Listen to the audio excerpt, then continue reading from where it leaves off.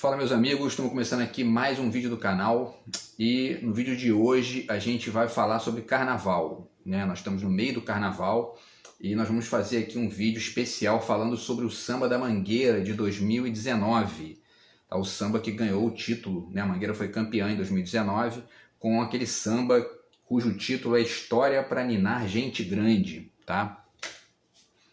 E aí a gente vai falar aqui um pouco sobre esse samba, né? E sobre a letra e ao mesmo tempo sobre o tema, né, que está ali na letra e na composição, enfim. E dar algumas dicas literárias aqui também que ajudam a pensar melhor todos esses temas que estão ali dentro da letra, tá bom? Eu continuo aturando aqui a intromissão nojenta dessa gentinha asquerosa na minha vida privada aqui, via hackeamento do sistema, sabotagem das minhas conexões pessoais, né, estão destruindo as minhas amizades aqui. E a única coisa que eu tenho conseguido fazer sem intromissão desse lixo de gente são justamente os vídeos aqui do YouTube, por isso que está funcionando, né? Tudo que eles metem a pata é para atrapalhar, para estragar, para prejudicar, para sabotar, porque eles são retardados, né, e não entenderam ainda. Eu quero distância deles, eu nunca, jamais convidei essa gentinha nojenta para se meter na minha vida privada. Eles fizeram isso porque são lixo que são, e não tem nenhuma legitimidade para fazer o que estão fazendo. Por isso que eles fazem escondidinho, à distância, sabotando aqui o sistema privado dos outros, porque são criminosos, né? Eu estou tentando me livrar dessa gente e ainda não consegui. Ó, são 9 anos aturando esses bandidos, né? Vamos ver se eu consigo um dia me livrar desses retardados para poder voltar a viver minha vida tranquilamente aqui, tá? Então, voltando ao tema do vídeo de hoje, a gente vai falar sobre o Samba da Mangueira, né? O Samba da Mangueira de 2019. Como eu falei, chama-se História para Ninar Gente Grande. Então, assim, uma letra sensacional, uma composição fantástica. E aquele samba, né, de 2019 ali, toda a montagem do desfile, e, enfim, e todos os desmembramentos da coisa ali foram de autoria do carnavalesco Leandro Vieira, tá? E os autores do samba são o David Domênico. Eu inclusive vi uma entrevista dele na época em 2019, quando aconteceu, né, a vitória da Mangueira. E é um cara que você percebe que ele tem ali uma postura, né, politizada, ele entende aí essa conexão entre a arte e a política. Então, David Domênico, Tomás Miranda, Mama, Márcio Bola, Rony Oliveira e Danilo Firmino são os autores do samba de 2019, tá? E eu vou deixar o link para vocês aqui do samba, tá? No YouTube.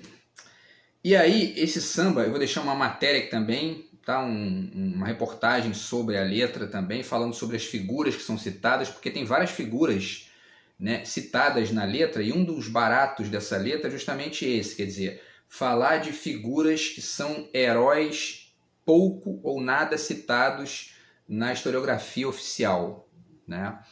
Então, e aí a letra fala sobre Alessi Brandão, né, que é compositora, todo mundo conhece, né? O Jamelão, que é intérprete da Mangueira também, né, que é um grande herói do movimento negro. Dandara, que foi mulher do Zumbi dos Palmares, né? A gente, inclusive, falou sobre a questão da fantasia em alguns vídeos atrás, né? Uns 2 ou 3 vídeos. E é um pouco isso, né? Porque existe muita polêmica em relação à questão do Zumbi dos Palmares, se existiu, se não existiu, se foi desse jeito ou foi de outro jeito. O fato é que essa narrativa, né, sobre o Zumbi dos Palmares sustenta, inclusive no âmbito de fantasia no sentido amplo da palavra, né? Um valor gigantesco para o movimento negro, né? Inclusive existe a Fundação Palmares, né, que é justamente, né, conectada com isso aí. Então, enfim, quem não entende né, quem tem cabecinha pequena e não entende a importância da fantasia, né, ou quem utiliza isso só para cometer crime contra os outros, que é o caso dessa gentalha asquerosa que continua me perturbando aí, não consegue perceber esses detalhes, né? Porque enfim, os ressentimentos falam mais alto, né, no esgoto do cérebro. Enfim, e aí outras figuras citadas também, né? Os índios Cariri são citados também, né? Que são índios de diversas etnias do Nordeste, tá? E aí a letra fala também nos caboclos de julho, né? E esses caboclos de julho seriam justamente a força que expulsou as tropas portuguesas em 1823, né? E foi a independência da Bahia nesse momento. Quem foi de aço nos anos de chumbo, a letra cita também, e aí são heróis anônimos de fato, né? Porque a letra nem nomeia ninguém, mas ela diz, né, dos heróis que foram de aço nos anos de chumbo, ou seja, na ditadura militar, né? Foi a esquerda perseguida, enfim, né? Os movimentos populares e tudo mais. A letra fala também no dragão do mar de Aracati, que é um jangadeiro cearense chamado Francisco José do Nascimento, que é um cara que conseguiu a libertação dos escravos no Ceará 4 anos antes da assinatura da Lei Áurea, né? Então também é um dos heróis do movimento negro aí. Luísa Maim, né? Porque a letra tem um momento que ela fala, né? As Marias, Mains, Marielles, Malês, né? Marias, esse Marias tem conexão com a Maria Carolina de Jesus, escritora, autora do Quarto de Despejo, negra, né? Esse Mains tem conexão com a Luísa Maim, que é ex-escrava, que participou da revolta dos Malês na Bahia, nas primeiras décadas do século XIX, né? A Marielle é a deputada Marielle Franco, que foi assassinada por milicianos aqui no Rio de Janeiro, né? Milicianos de direita, vale dizer isso, né? E os malês são justamente esses escravos, eram escravos de origem islâmica, né, que eram letrados, eles liam e escreviam em árabe, né, ao contrário da maioria esmagadora dos nobres portugueses da época, né. Então o Brasil tem esses absurdos aí na sua história, que é isso, né? A gente tinha escravos que sabiam ler e escrever e os donos dos escravos não sabiam ler nem escrever, né? Então, quer dizer, isso faz parte da nossa história e tudo isso é citado na letra, né? Então, a letra fantástica está aqui, né? Mas vale, né? Brasil, meu negro, deixa eu te contar a história que a história não conta, né? E aí vai indo, né? Vai caminhando e citando todas essas figuras aqui. Já de cara, falo logo que essas figuras todas praticamente são citadas no livro do Darcy Ribeiro, no Povo Brasileiro, tá? Dei uma pesquisada aqui, então basicamente todas essas figuras são citadas, Zumbi dos Palmares várias vezes, né? E uma série de outras figuras. O livro do Darcy é importantíssimo aí nessa discussão sobre o que é o Brasil, né, e tudo mais, tá? Então, pessoal, nesse momento, então, vale dar uma analisada na letra, né? A gente falou aqui já um pouquinho sobre as figuras, né? E sim, antes de falar ainda da letra, né, vale dizer que essas figuras são justamente, como eu já esbocei aqui no início, são heróis que não são oficiais, né? São heróis que funcionam em ramos mais estratificados da cultura, né?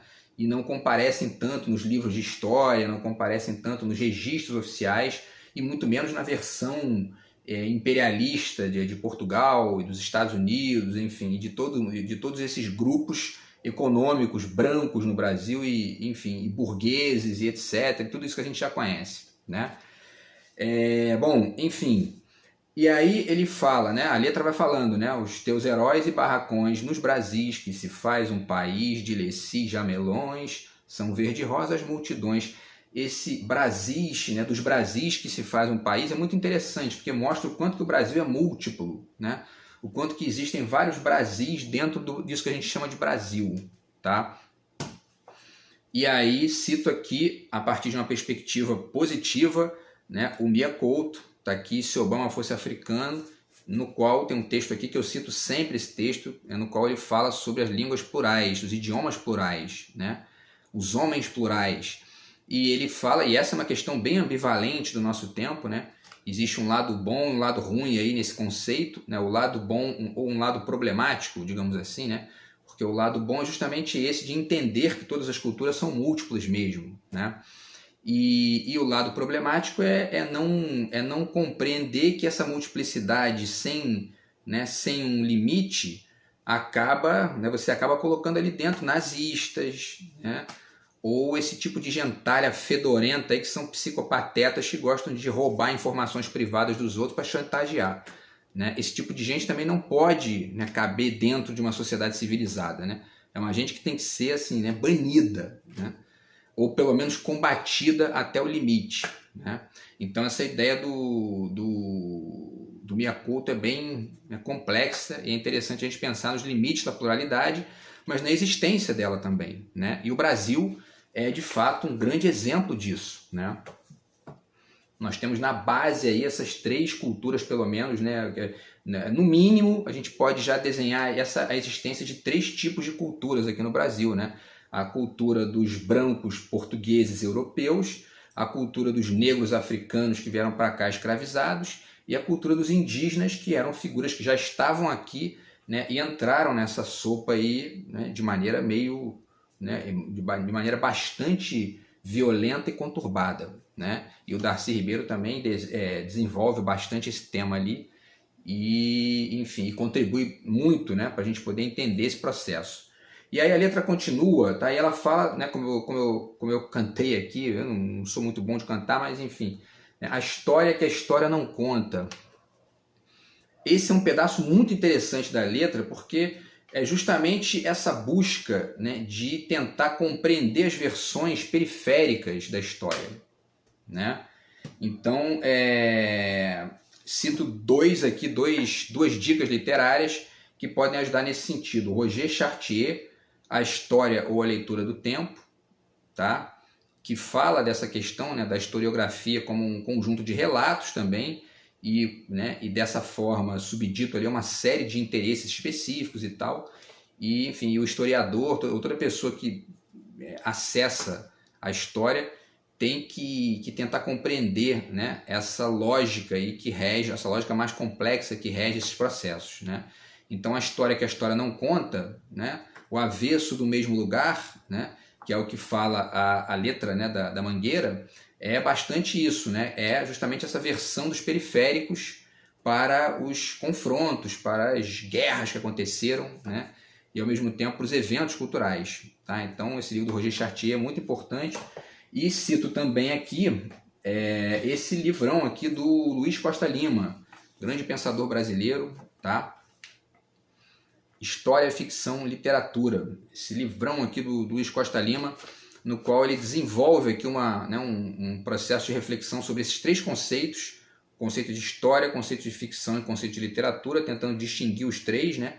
E a reflexão dele sobre o conceito de história é muito interessante. E aí vale a pena também, obviamente, ler os outros dois para poder fazer esse cotejo, o que a gente chama de cotejo, essa análise comparada aqui, né? Essa reflexão comparada entre os três conceitos, para você poder dar conta da complexidade dessa questão.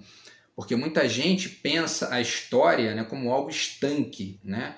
Um conjunto de documentos. O Roger Chartier fala disso, né? Que você deve analisar os documentos, mas também os indícios, né? Para você poder ir desenhando melhor ali os contornos desses processos. E quando você analisa os documentos, geralmente você enxerga a versão dominante, a versão do colonizador, né? A versão do império, a versão dos grupos mais poderosos. Quando você sai dessa análise dos documentos e vai para a análise dos indícios, você começa a perceber aí essas versões periféricas, né? As questões que o poder, por motivos óbvios, coloca para debaixo do tapete, né? E, enfim, uma série de questões ali, né, periféricas mesmo, né, sobre essa questão.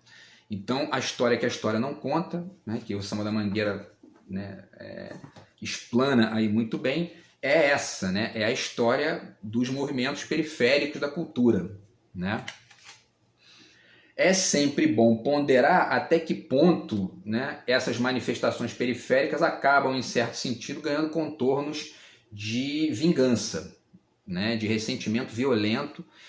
Por exemplo, o que aparece meio, né, subdito ali, né, de maneira muito subliminar, mas evidente, numa camisa escrito 100% negro, por exemplo. Né? O que a gente compreende, né, é legítimo, a pessoa está ali brigando por um espaço, mas isso acaba fazendo com que não se perceba o caráter bacana da multiplicidade cultural do Brasil, que é também a existência do indígena e do português, com certeza, né?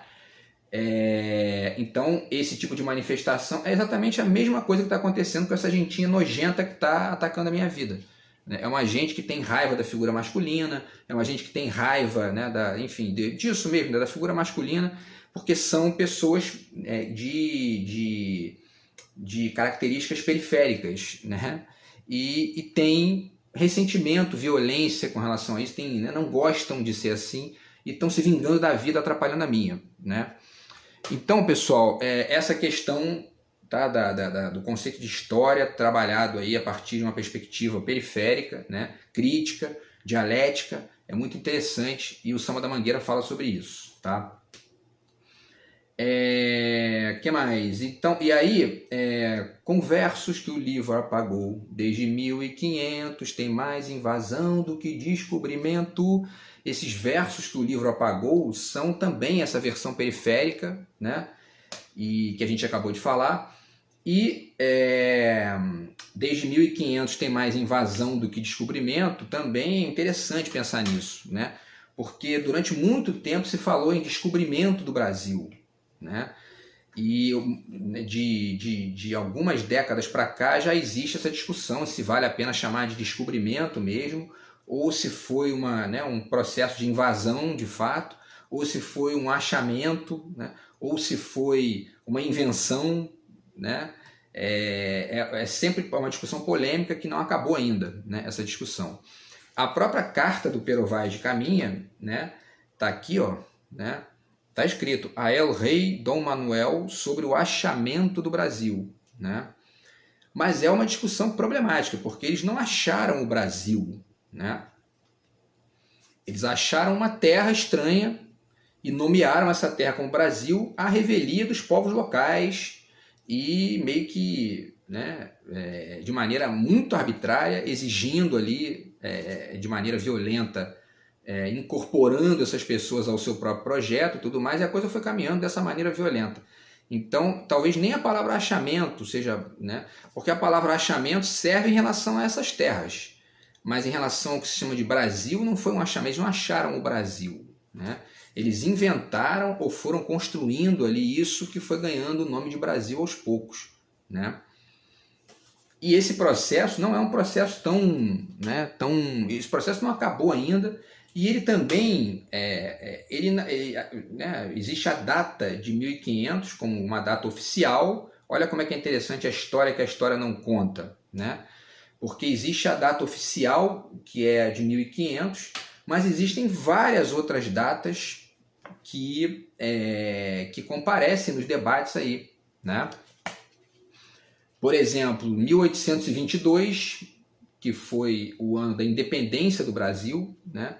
Então, o Brasil como um país de fato independente do ponto de vista oficial, ele começa em 1822.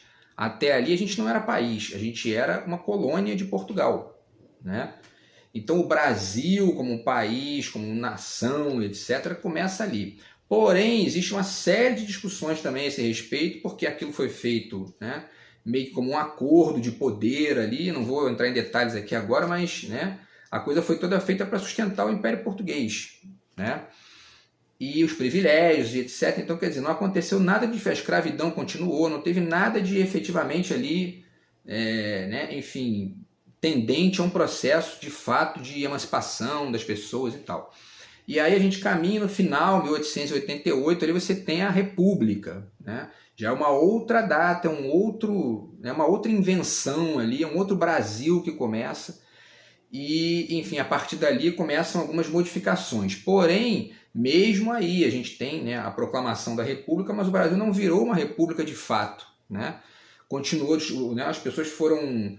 A escravidão acabou oficialmente, mas as pessoas foram jogadas ali, né, em periferias muito sem projeto, né, sem nenhum tipo de estrutura e tal, e uma série de outras questões também, o exército sempre envolvido ali do ponto de vista golpista, né, que é um processo completamente diferente de outros países aí, né, que ganharam ali, né, na Europa, por exemplo, você não vê, e a gente tatura o exército se metendo na política, na política partidária, na política governamental até hoje, vídeo Bolsonaro aí, né? Então, quer dizer, e aí, na Europa você não vê isso, não existe isso, né? Nos países mais avançados ali, né, e tal, e Estados Unidos também não, enfim, né? Então, enfim, 1888 foi a República. Agora, de lá para cá, a gente teve vários golpes militares, né? O mais conhecido deles aí, em 1964, que durou 21 anos, que foi acabar só em 1985, que é uma data em que a gente tem a redemocratização do Brasil, né? E aí o Brasil volta a ser um país, deixa de ser ali uma republiqueta de banana, né, cercada de golpe, e aí volta a ser um país para tentar reconstruir de novo seu caminho. E isso tem quanto tempo? Né? 15 com 22, 37 anos. Né? E, enfim, só que aí em 2016 a gente tem outro golpe que tira a Dilma do poder sem nenhum crime de responsabilidade, por conta de um congresso majoritariamente, né, golpista, de direita, neoliberal, blá blá blá, e golpe de novo, né? E agora tem quanto tempo isso? Tem, né, 2016 para cá, são 7 anos, né? Então, quer dizer, olha só como é que o Brasil é um país muito mais complicado do que as datas podem dar conta, né? E existe também, né, vale ponderar aqui, a sugestão do Oswald de Andrade, né? Jogo de novo aqui para vocês os manifestos do Oswald, nesse livraço aqui, organizado pelo João César de Castro Rocha e o Jorge Ruffinelli, com vários textos sobre o Oswald e os manifestos do Oswald também, né? E o Oswald de Andrade sugeriu que a data de nascimento do Brasil fosse 1556, porque foi o ano da data de deglutição do Bispo Sardinha, né? O Bispo Sardinha foi devorado pelos índios caetés, e aí o Oswald diz, né? Então, como o brasileiro, né, o Brasil e o brasileiro são antropófagos por natureza, a data de invenção do Brasil, de nascimento do Brasil, não pode ser 1500, tem que ser 1556. Porque os indígenas que estavam aqui antes devoraram, né, o padre português, e é significativo ele ser um padre, né, porque devoraram aquele catecismo, aquela catequese moralista e tosca, né, da igreja, e, enfim, criaram ali um evento inaugural para o Brasil, é isso que o Oswald pondera. Então também já é uma outra data, vocês veem que a discussão é bem ampla, né? Mas aí voltando à questão do samba da Mangueira, para a gente poder, né, ir finalizando aqui o vídeo, tem um outro momento em que ele fala, né, tem sangue retinto pisado atrás do herói emoldurado, quer dizer, né, os heróis oficiais estão sempre em molduras ali e tal, mas essas molduras escondem, né, um sangue retinto pisado, né, que ele fala, sangue retinto, sangue dos negros, evidentemente, né, e também dos indígenas, né, que foram ali massacrados pelos dominantes brancos portugueses, né.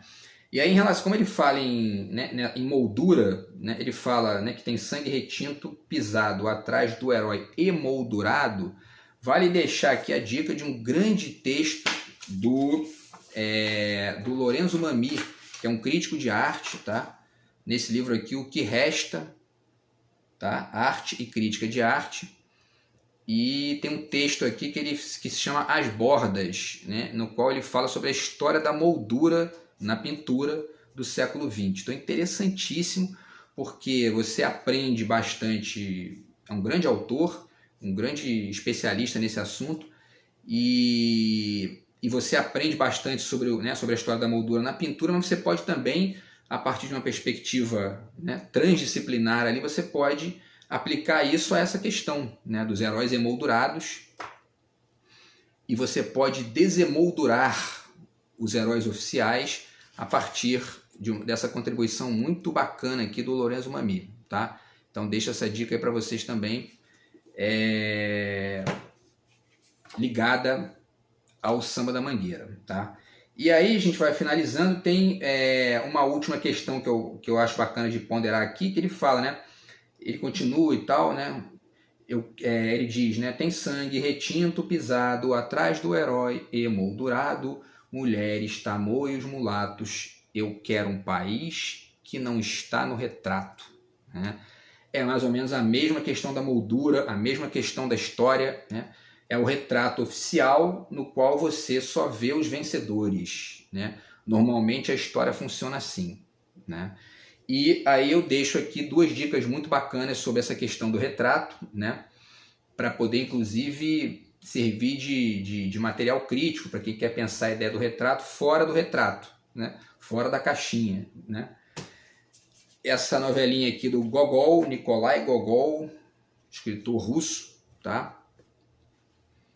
O Retrato, que é uma história fantástica, é a história do pintor Tchartkov, e tem várias questões interessantes aqui, né? Enfim, que põem em xeque essa noção muito costumeira aí sobre o que é o retrato, tá bom? E por último, um grande livro e pouco conhecido do Émile Cioran, filósofo romeno, Antologia do Retrato, tá? De Saint-Simon à Tocqueville, né? Que é um livro do Cioran sobre retratos, né?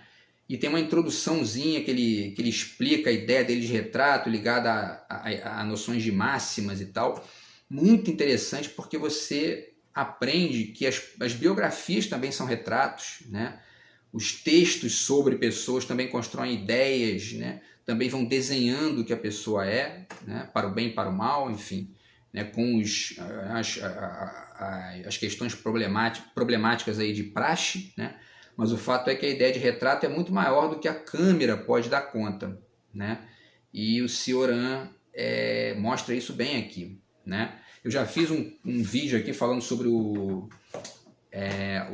a música do Gabriel Pensador, né? O Retrato de um Playboy, que eu fiz um retrato de um bolsominion, né? Agora, as manifestações públicas sobre retratos, né, é sempre bom ter cautela, sempre bom ter cuidado para não misturar ali questões pessoais, da vida privada dos outros, porque isso é coisa de fofoqueiro, coisa de gentinha, baixo nível, né? E é importante sempre tomar cuidado para não misturar, né, o público com o privado, para você não atacar a vida dos outros, como essa gentalha asquerosa está fazendo comigo aí já tem muitos anos, tá? Então, enfim, essa questão, né, eu quero um país que não está no retrato, é isso, né? Eu quero um país que não está no retrato, ou seja, né, que não está no retrato oficial, né?